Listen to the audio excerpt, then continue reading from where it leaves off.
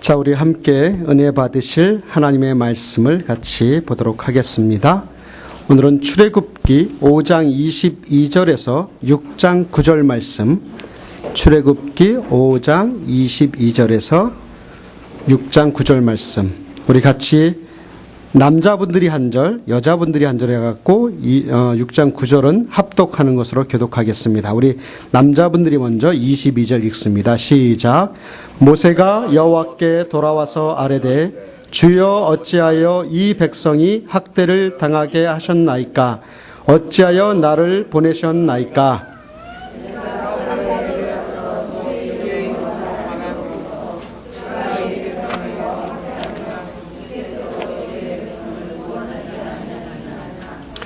여호와께서 모세에게 이르시되 이제 내가 바로에게 하는 일을 내가 보리라. 강한 손으로 말미암아 바로가 그들을 보내리라. 강한 손으로 말미암아 바로가 그들을 그의 땅에서 쫓아내리라. 하나님이 모세에게 말씀하여 이르시되 나는 여호와니라. 내가 아브라함과 이삭과 야곱에게 전능의 하나님으로 나타났으나 나의 이름을 여호와로는 그들에게 알리지 아니하였고 가나안 땅 곧 모든 땅을 그들에게 주기로 그들과 언약하였더니 이제 애굽 사람이 종으로 삼은 이스라엘 자손의 신음소리를 내가 듣고 나의 언약을 기억하노라. 그러므로 이스라엘 자손에게 말하기를 나는 여호와라. 내가 애굽 사람의 무거운 짐 밑에서 너희를 빼내며 그들의 노역에서 너희를 건지며 편팔과 여러 큰 심판들로서 너희를 속량하여 너희를 내 백성으로 삼고 나는 너희의 하나님이 되리니 나는 애굽 사람의 무거운 짐 밑에서 너희를 빼낸 너희의 하나님 여호와인 줄 너희가 알지라. 내가 아브라함과 이삭과 야곱에게 주기로 맹세한 땅으로 너희를 인도하고 그 땅을 너희에게 주어 기업을 삼게 하리라. 나는 여호와라 하셨다. 함께 봉독합니다. 모세가 이와 같이 이스라엘 자손에게 전하나 그들이 마음의 상함과 가혹한 노역으로 말미암아 모세의 말을 듣지 아니하였더라. 아멘. 예, 오늘은 하나님께 실망하셨습니까? 라고 하는 제목으로 하나님의 말씀을 같이 나누도록 하겠습니다. 한국에 어떤 개척교회를 하고 계신 목사님이 있으셨습니다. 근데 그분이 자신이 살고 있는 지역에 그 골목에 주차해 놓은 차량 12대에 방화를 하셨어요. 불을 질렀습니다. 그것이 사회적으로 큰 이슈가 된 적이 있어요. 그런데 그 목사님이 그 차량들의 불을 지른 이유가 기가 막힙니다. 당시에 그 목사님은 어렵게 개척교회를 했는데 개척교회를 하고 나니까 그 교회가 도무지 성장하지도 않고 그나마 몇 안 되던 성도들도 떠나서 너무 화가 나서 그 차량에 불을 질렀답니다. 그것이 이유였어요. 참 어처구니 없는 일이죠. 그 기사를 보고 저는 곰곰이, 그래도 저도 목사니까는 그 목사님의 마음을 곰곰이 헤아려 보았어요. 도대체 그 목사님이 왜 화가 났을까? 또 누구에게 화가 났을까? 물론 전도해도 복음을 전해도 교회에 도무지 오지 않는 사람들이 아마 원망스러웠을 것입니다. 그리고 몇 안 되는 성도들 중에 야속하게 떠난 성도들에게도 참 서운했을 것입니다. 근데 그건 그렇다 치고 아마도 제 생각에는요, 이 목사님이 제일 화가 난 것은 무엇보다도 자기 자신에게 화가 났을 거예요. 실력도 없고 능력도 없어 보이는 자신이 얼마나 한스럽고 자기 자신의 화가 났을 거예요. 그런데 그렇게 다른 사람에게 화가 났고 자기 자신에게 화가 났는데 그보다 더 근본적으로 이 목사님 마음 가운데는 화가 난 대상이 한 사람이 있어요. 한 분이 있습니다. 누구요? 하나님이에요. 하나님 앞에 단단히 화가 나 있는 겁니다. 그는 결국 하나님을 향한 열정과 믿음을 모두 버리고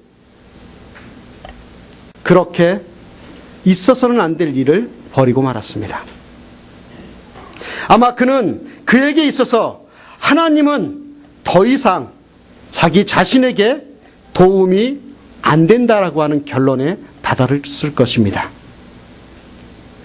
아마도 개척 초기에 돈도 없고요, 배경도 없고요, 능력도 없는 사람이 자기 처지를 생각하며 그분이 나름대로 그 어려움을 극복하기 위해서 교회를 위해서 기도하며 목했을 것입니다. 하루 이틀 기도했겠어요? 한두 번 기도했겠습니까? 정말 온 열정을 다해서 교회의 부흥을 위해서 기도했을 것입니다. 그런데 자기가 기도한 그 하나님, 그 주님은 끝끝내 침묵하셨던 거예요. 그래도 무슨 뜻이 있겠지. 그래도 하나님의 그 응답이 있겠지. 아마 그러면서 기다려도 보았을 것입니다. 그러다가 끝까지 자기의 기도에 침묵하시는 그 하나님께 분통이 터진 거예요. 화가 난 거예요. 실망이 이만저만 느낀 것이 아닐 것입니다. 사랑하는 여러분, 혹시 여러분들 중에도 지금까지 살아오면서 하나님께 실망하신 적 혹시 있으십니까? 하나님께 서운한 마음이 들 때가 있었지 않아요? 하나님을 떠올리면 화가 나서 분노가 치밀어 올랐을 때 그런 때가 혹시 있었습니까? 물론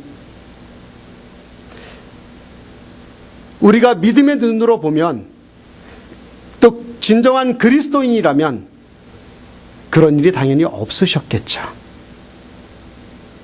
그러나 여러분, 우리가 신앙생활하면서 실제로는 그렇지 않은 모습들을 많이 봐요. 물론 흔하게 일어나는 일은 아니지만 우리 하나님을 믿는 성도 중에는 하나님께 실망을 하거나 서운한 마음을 갖는 분들도 있을 것입니다. 그 이유가 무엇일까요? 그 이유는 바로 하나님이 나의 삶의 문제에 도대체 관심을 두지 않고 있다고 생각하기 때문에 그래요. 나 자신을 도와주지 않고 내가 이렇게 어려운데 그렇게 간절하게 기도해도 응답하지 않았기 때문이라고 생각을 합니다.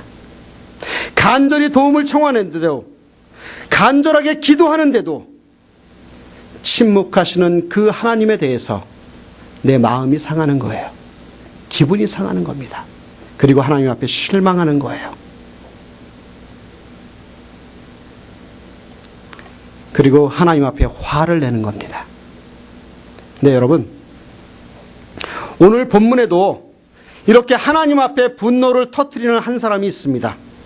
우리가 잘 알고 있는 모세입니다. 오늘 22절, 23절은 이렇게 이야기합니다.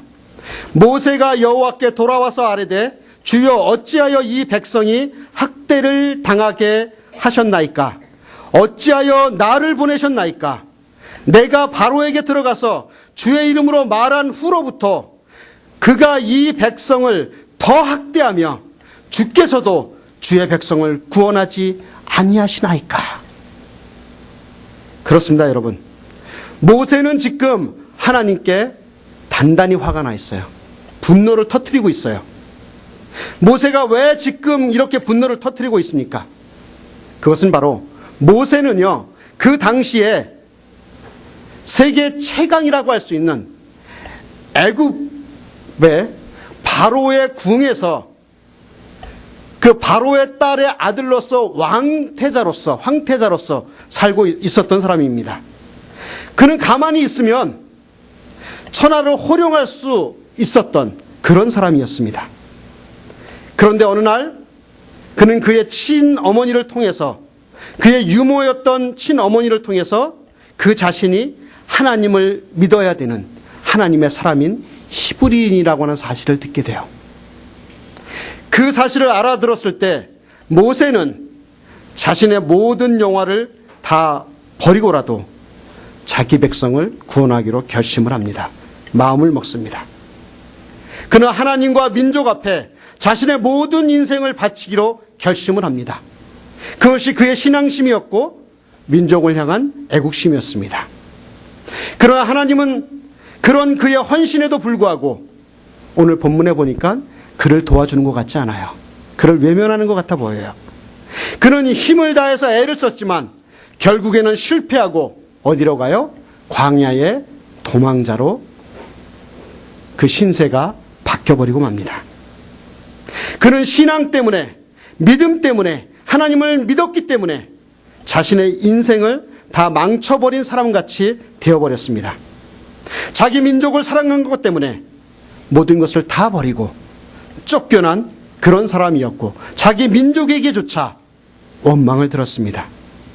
아마 그는 쫓겨난 그 미디안 강에서 수도 없이 울었을 것입니다. 또 자기의 동족을 원망하기도 했을 것입니다.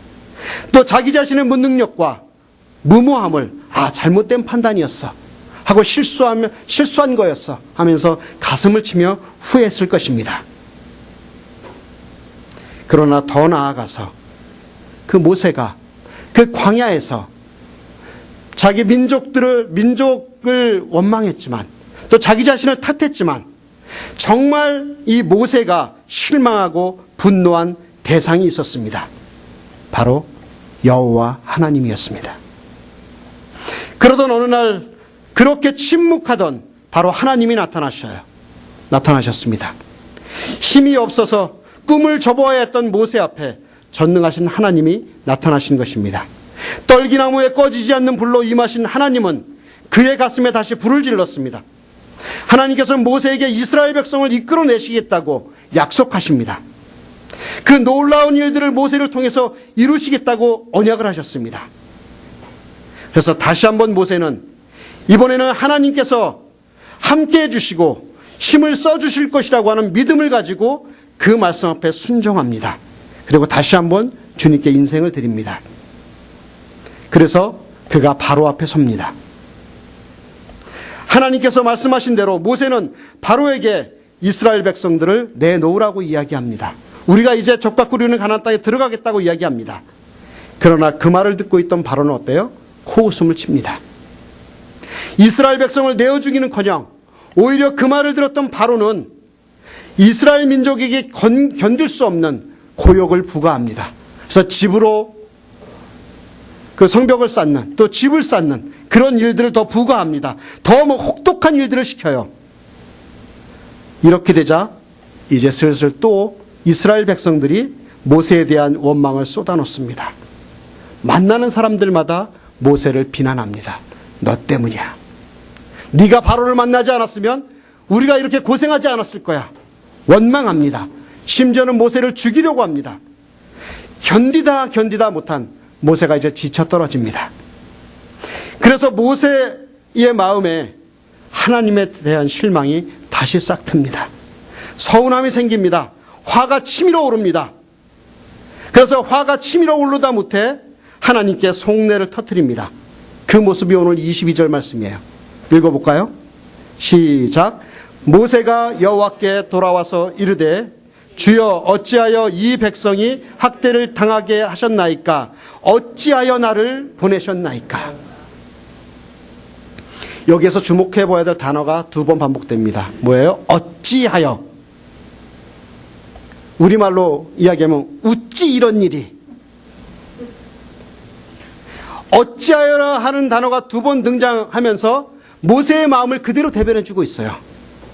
하나님, 제가 당신의 말씀대로 했는데 순종했는데 어찌하여 모든 사람들로부터 내가 공격을 당해야만 합니까? 분명히 저는 당신의 말씀대로 순종했습니다. 그런데 어찌하여 상황이 이렇게 더 어렵게 되어가고 있습니까? 도대체 그 이유가 무엇입니까?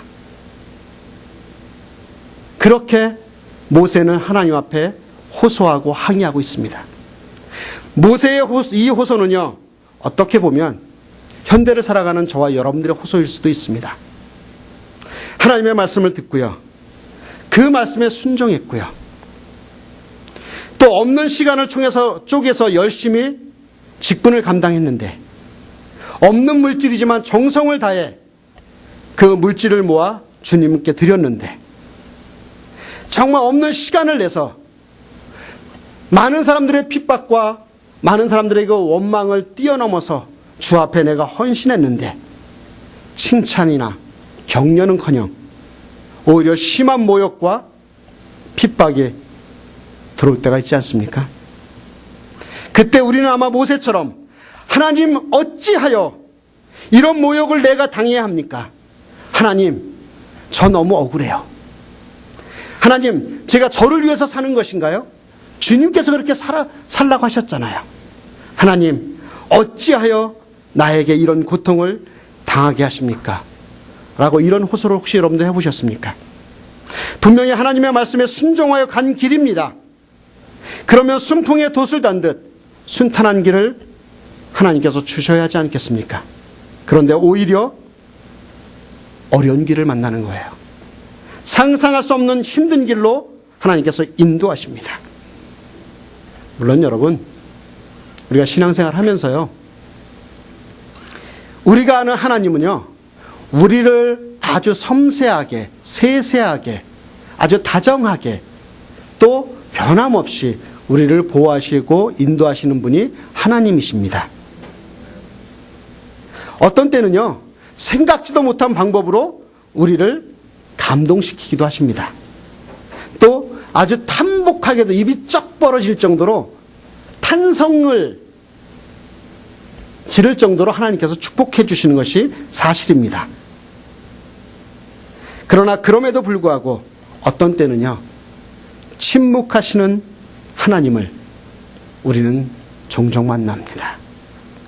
현재의 나의 고통에, 나의 환난에, 나의 아픔에 침묵하시는 하나님을 여러분들은 느껴보셨습니까? 서운하지 않던가요? 섭섭하지 않던가요? 또 원망스럽지 않던가요? 그리고 그 원망스러움이 쌓이다 보면 분노를 느껴보시지 않았나요?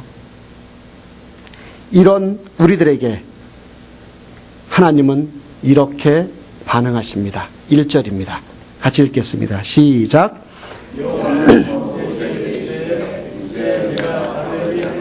내가 보리라. 강한 손으로 말미암아 바로가 그들을 보내리라. 강한 손으로 말미암아 바로가 그들을 그의 땅에서 쫓아내리라. 아멘.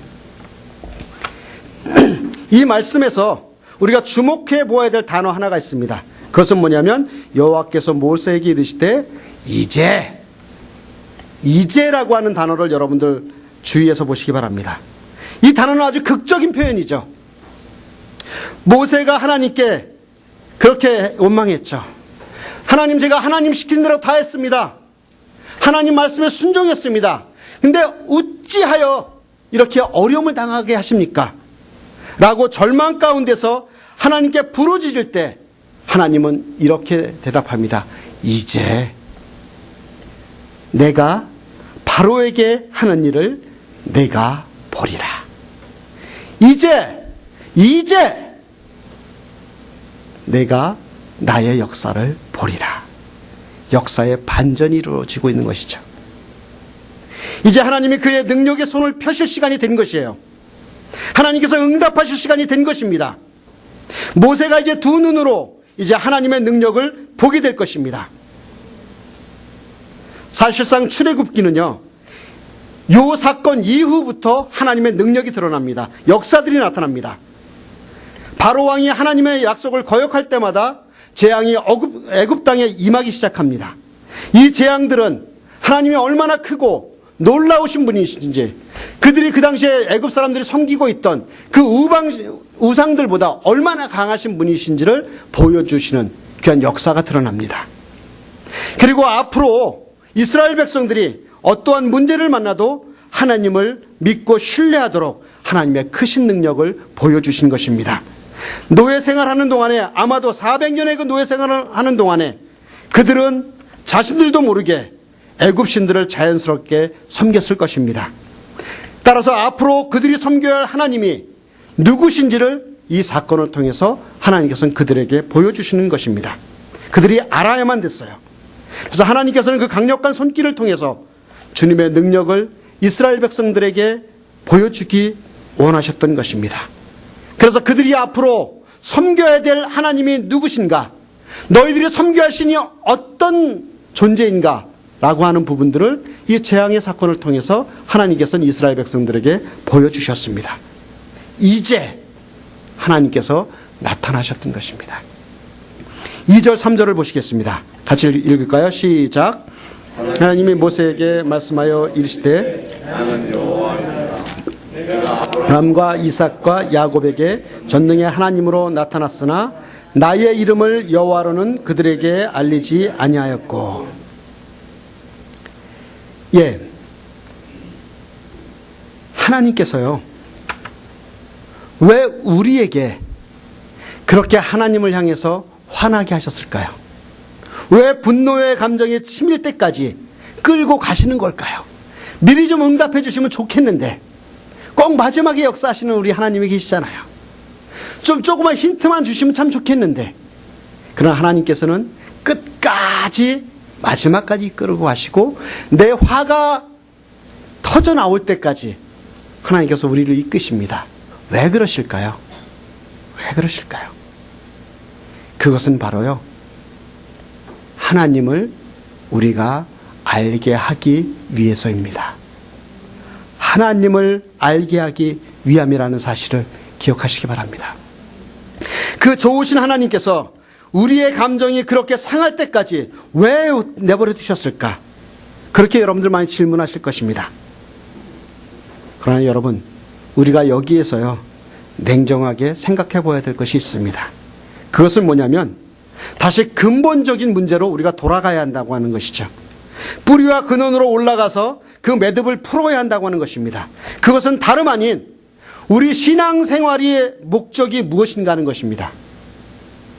여러분들이 이렇게 주일마다 나와서, 수요일날 나와서, 금요일날 나와서 기도하며 예배하며 신앙생활을 하는데 신앙생활을 하는 목적이 무엇인가? 이것이 중요한 질문이라고 하는 사실이에요. 우리는 왜 신앙생활을 하고 있을까요? 우리는 왜 하나님을 믿습니까?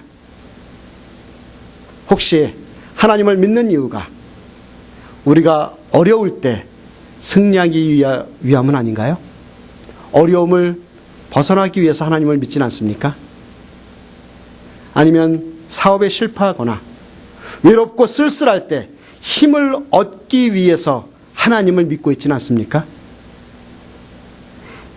아니면 인생이 죄 가운데 연약해지고 무능해졌기 때문에, 나의 무능함 때문에 하나님을 믿고 있는 것은 아닙니까?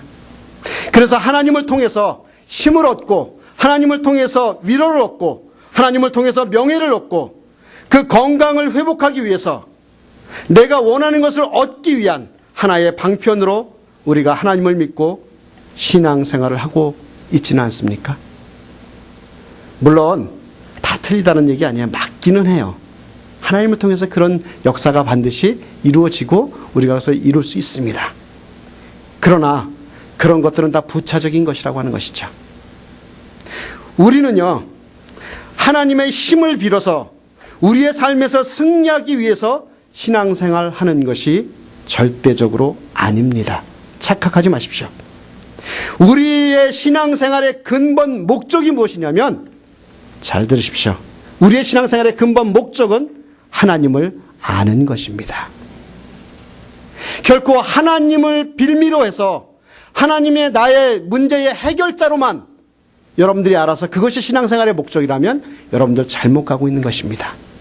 내가 복받고 내가 잘 살기 위해서, 잘 먹고 잘 살기 위해서 하나님을 믿는 것이라면 여러분들 신앙생활 잘못하는 것입니다.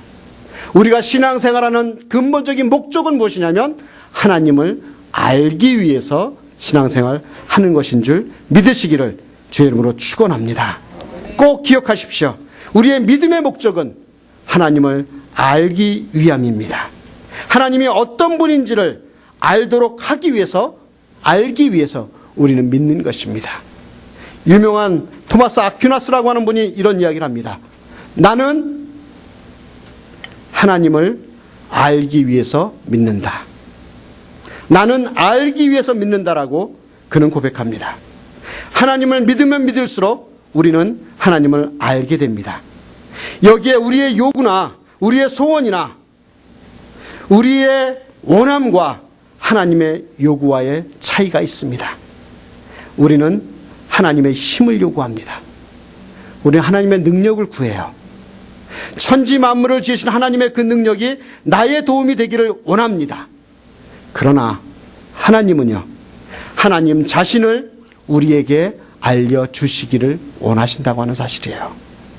하나님 자신이 어떤 분이신가, 내 인생에 있어서 하나님은 어떤 분이신가를 알려주시기를 원하신다고 하는 사실을 기억하시는 저 여러분들이 되었으면 좋겠습니다. 그런데요, 그렇게 자기 자신이 어떤 분이신가를 알려주시기를 원하시는 그 하나님께서 오늘 본문 말씀을 통해서 그 하나님이 어떤 분이신가를 알려주셨습니다. 좀 길지만 6절, 8절, 6절부터 7절, 8절을 같이 함께 읽겠습니다. 시작. 그러므로 이스라엘 자손에게 말하기를 나는 여호와라. 내가 애굽 사람의 무거운 짐 밑에서 너희를 빼내며 그들의 노역에서 너희를 건지며 편팔과 여러 큰 심판들로서 너희를 속량하여 너희를 내 백성으로 삼고 나는 너희의 하나님이 되리니 나는 애굽 사람의 무거운 짐 밑에서 너희를 빼낸 너희의 하나님 여호와인 줄을 너희가 알지라. 내가 아브라함과 이삭과 야곱에게 주기로 맹세한 땅으로 너희를 인도하고 그 땅을 너희에게 주어 기업을 삼게 하리라. 나는 여호와라 하셨다 하라. 하나님이 어떤 분이에요? 네. 애굽에서 종살이하던 너희를 빼내었던 나 여호와, 너희를 내 백성으로 삼아 인도한 나 여호와, 아브라함과 이삭과 야곱에게 주기로 한 땅으로 인도할 나 여호와라고 하나님 자신이 자신을 소개하고 있는 것입니다. 그런데요, 여러분, 사실 오늘 저는요, 오늘 말씀을 준비하면서 오늘의 본문 핵심 포인트를 4절과 5절로 잡았습니다.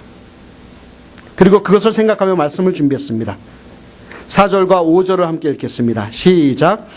가나안 땅 곧 그들이 거류하는 땅을 그들에게 주기로 그들과 언약하였더니 이제 애굽 사람이 종으로 삼은 이스라엘 자손의 신음소리를 내가 듣고 나의 언약을 기억하노라. 아멘. 여기에서 우리가 주목해 보아야 할 단어 중에 하나가 언약이라고 하는 단어입니다. 하나님은 아브라함, 이삭, 야곱에게 그 땅을 주시겠다고 언약하셨고 약속하셨습니다. 400년 전에 그들의 조상에게 약속하셨던 것입니다. 그런데 그 약속을 그 당시에 모세 당시에 기억하고 있었던 사람들이 별로 없었어요. 하지만 하나님은 신실하게 그 약속을 기억하고 계셨어요. 아무도 기억하고 있지 않아도 하나님은 그 약속을, 그 언약을 기억하고 계셨습니다. 그리고 그 약속을 이제 이루시는 여호와 하나님이심을 이제 가르쳐 주시는 것입니다. 가나안으로 이스라엘 민족을 인도하시겠다는 그 약속을 이루시겠다라고 다시 한번 언급하시는 것입니다. 여러분, 이것이 하나님과 우리와의 다른 점 아닙니까? 우리는 약속을 잘 잊어버려요. 약속을 망각합니다. 하나님 앞에 드렸던 그 수많은 약속들 여러분들 얼마나 기억하고 계세요? 그러나 하나님은 400년이 지나도 하나님께서 자기 백성들과 맺은 그 약속은 잊지 않고 계시다라고 오늘 말씀에서 이야기하고 계신 것입니다. 사랑하는 여러분, 우리의 약속을 잊지 아니하시고 응답하시는 하나님, 그 하나님이 저와 여러분들이 믿는 그 하나님이십니다. 마지막으로 우리가 주목해 보아야 될 한 구절을 여러분에게 소개하고 말씀을 마무리할까 합니다. 같이 읽었던 5절 말씀입니다. 이제 애굽 사람이 종으로 삼은 이스라엘 자손의 신음소리를 내가 듣고 나의 언약을 기억하노라. 이 구절 중에 중요한 단어는 저는 이 구절이라고 생각합니다. 신음소리를 내가 듣고. 우리가 당하는 고통의 의미가 바로 여기에 있다고 하는 것이죠. 우리는 이스라엘 백성이 바로에게 잡혀 살았던 것처럼, 그들이 애굽에 잡혀서 종노릇 했던 것처럼 우리는 세상의 권세에 잡혀 얼마나 많은 고생을 하고 있습니까? 바로에게 민족의 희망인 그 아들들을 빼앗겼던 것처럼 세상에 희망이 없는데도 우리는 아직도 세상에 희망이 있다고 살아가고 있지는 않습니까? 바로의 힘 앞에서 스스로의 힘으로 벗어날 수 없는 이스라엘처럼, 그 민족들처럼 세상의 권세에서 벗어날 수 없는 그 상황 속에 처한 우리임에도 불구하고 우리는 얼마든지 내 힘으로 벗어날 수 있다고 자만하고 있는 저와 여러분들의 모습이 이 말씀을 통해서 보였으면 좋겠습니다. 그렇게 그런 어려움 가운데 우리가 모르게 우리의 영혼이 아파합니다. 우리의 영혼이 병들어갑니다. 우리의 영혼이 썩어 문드러져가는 고통을 경험합니다. 그 이스라엘 백성들의 그 신음소리에 귀 기울이셨던 그 하나님께서 우리의 신음소리를 다 듣고 계시다고 하는 사실입니다. 모르고 계신 게 아닙니다. 외면하고 계신 것이 아닙니다. 사랑하는 여러분, 혹시 지금 이 순간에도 아무도 모르는 여러분들의 영혼의 신음을 하고 계신 분이 있다면 하나님께서 그 신음소리를 지금 이 순간에도 듣고 계시다고 하는 사실을 기억하시길 원합니다. 여러분과 약속한 그 하나님의 언약을 하나님은 잊으신 것이 아닙니다. 아브라함과 이삭과 야곱을 통해서 언약하신 약속을 이스라엘의 그 신음 속에서 기억하시던 하나님은 지금도 여전히 여러분의 약속을, 여러분들의 신음을 다 기억하고 계신 줄 믿습니다. 하나님이 무심한 것이 아닙니다. 하나님은 절대적으로 실망스러운 분이 아니십니다. 하나님은 절대적으로 그분은 우리가 서운할 만큼, 우리가 야속해야 할 만큼 무관심한 분이 절대적으로 아니십니다.